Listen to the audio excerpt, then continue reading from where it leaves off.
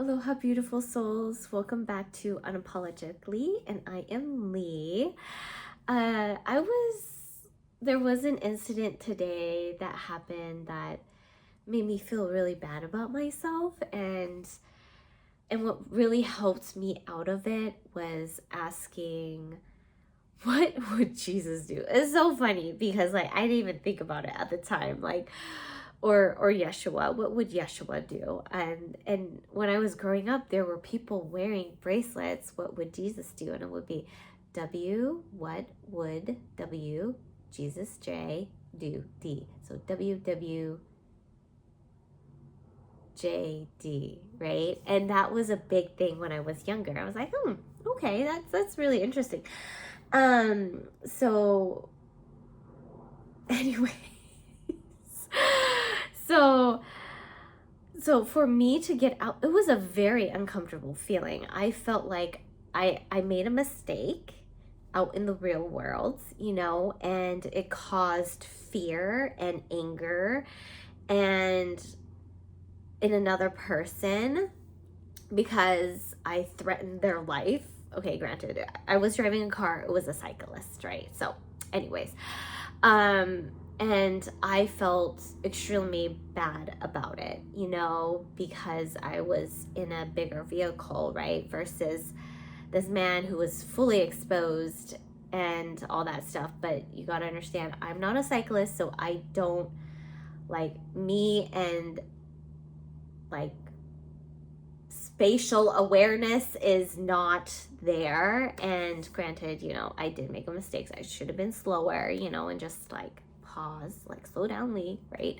But anyways, and then he yelled as I was driving out, and I felt that energy, right? And it really bothered me for a while, and I didn't want to feel that anymore. And so on the spiritual journey, it's not always, even the teachers, the gurus or whatever, spiritual teachers, they're going to be struggling with everyday situations, and always growing and expanding. And when they're not growing and expanding, then something is not right, if that makes sense. I feel like in this lifetime, maybe, I don't know, I'm just saying, every spiritual teacher is always expanding. And when they say that they've reached maximum capacity, or they don't admit that they aren't learning anything, I would consider a red flag, and just be very cautious around that type of person, because you can always learn so much until you transition, or until we transition into the new earth or new plane of reality or whatever. I don't know. I really don't know what's happening. And all we can do is just live in the moment and enjoy the moment. But anyways, I digress again. But so when that happened and I came to a point, I was acknowledging it, my feelings, his feelings, shadow work, allowing my shadow self to, cuss him out or whatever. I was doing all the things. I was like, I'm still not feeling better.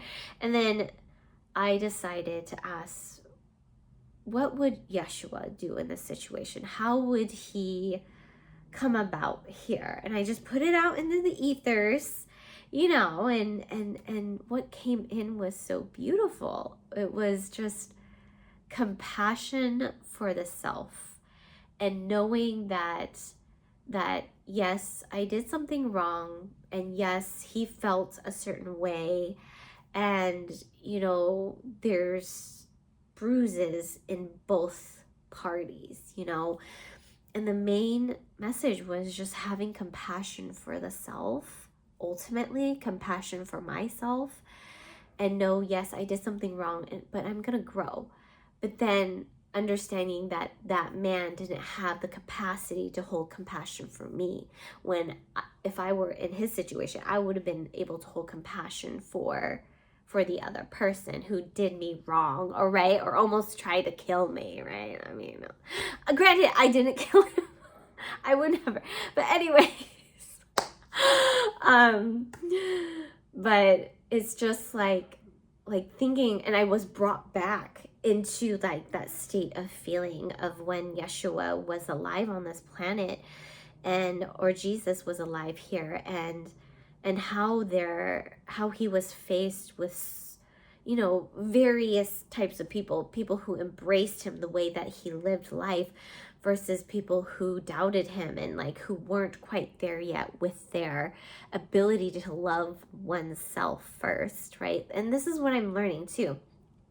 If your heart isn't open to giving yourself grace and love, then how is your heart open to giving grace and love to other people?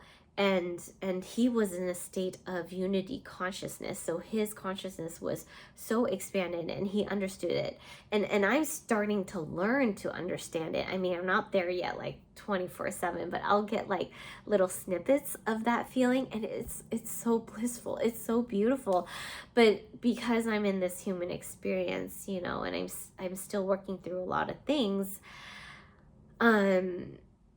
you can't always stay in that state of blissfulness, if that makes sense. And anyways, so I was shown that, and I felt it, and it just really was amazing. I mean, I feel like the message today is, ask yourself, what would Jesus do? Or what would Yeshua do? Whatever name you want to call him, just what would he do in an instance like this? You know, like if you felt like you were wronged, or if you felt like betrayed, or any negative emotion, like, and you don't want to be in that feeling anymore, that's how you can shift, is through great compassion and grace and love and acceptance for mistakes, because this is the earthly realm. This is a 3D world. Humans are intrinsically flawed. We're flawed, y'all. We're making mistakes left and right.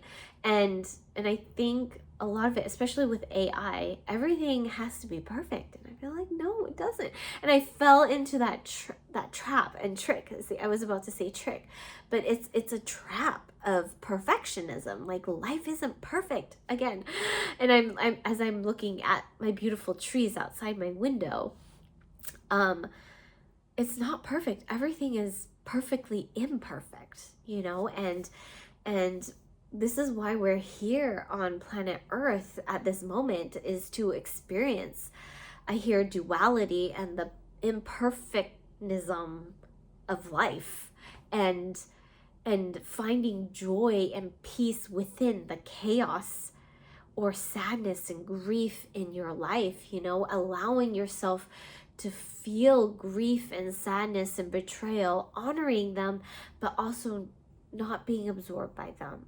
You know, don't try to, if you are feeling those feelings deeply, you're doing a very deep disservice if you shut them down, because that's how you can close your heart.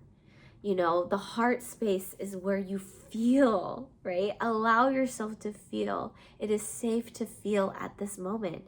And, you know, and I know that there are some people who don't know how to feel, and I'm like, I don't know how to help, you know.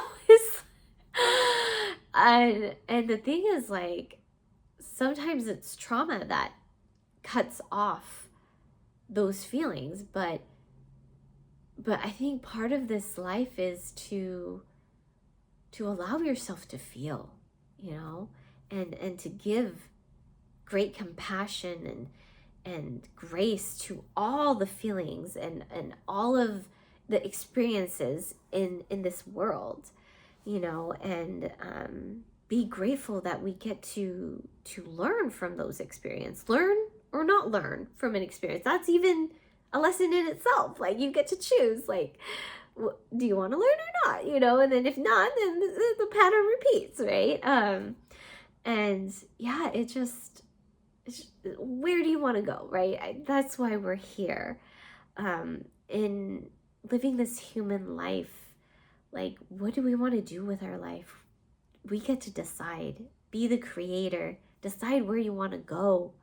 You know, if you want to stay stagnant, you stay stagnant, you know what I mean? Or stay put, you know, and it's not in judgment. It's more of like, that's your choice, you know, and it's okay. Give yourself grace in the opportunity to choose to stay there, or other people's choices to stay where they are. You know, ultimately, it is up to the person. And this is coming from me, who loves the people who are in her life, right? I love my family. I love the people who are connected with me, and of course I want to see them grow and expand with me. But I've learned that I cannot control other people